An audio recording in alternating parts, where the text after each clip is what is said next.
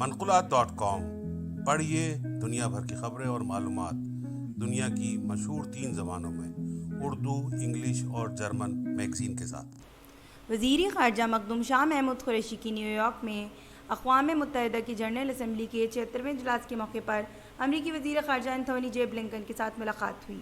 دوران ملاقات دو طرفہ تعلقات اور افغانستان کی ابھرتی ہوئی صورتحال پر تبادلہ خیال ہوا۔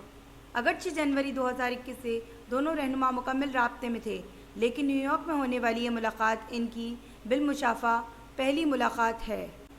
وزیر خارجہ نے کہا کہ پاکستان اور امریکہ کے درمیان قریبی ربط ہمیشہ دونوں ممالک کے لیے اور جنوبی ایشیائی خطے کے لیے منفعت کا باعث رہا۔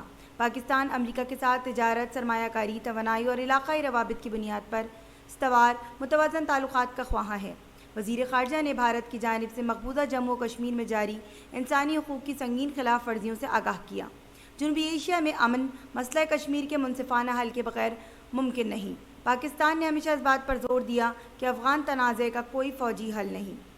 وزیر خارجہ نے افغانستان میں ایک جامع سیاسی تصفیے کے لیے پاکستان کی جانب سے کاوشیں جاری رکھنے کے عزم کا اعادہ کیا۔ انہوں نے کہا کہ افغانستان میں صرف ایک مستحکم اور وسیع البنیاد حکومت ہی اس بات کو یقینی بنا سکتی ہے کہ افغان سرزمین کا دوبارہ بین الاقوامی دہشت گرد گروہوں کے ہاتھوں استحصال نہ ہو۔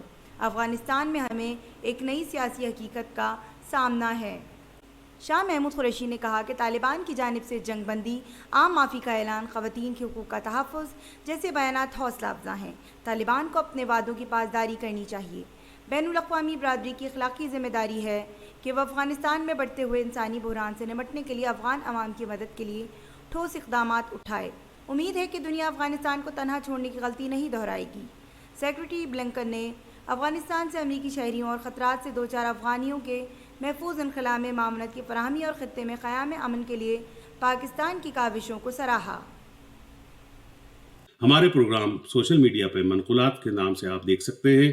یوٹیوب پہ منقولات کے پروگرام کو لائک کیجئے اور باوقت برخبر رہنے کے لیے ہمارے چینلز کو سبسکرائب کیجئے اور بیل آئیکن کا بٹن دبانا مت بھولیے۔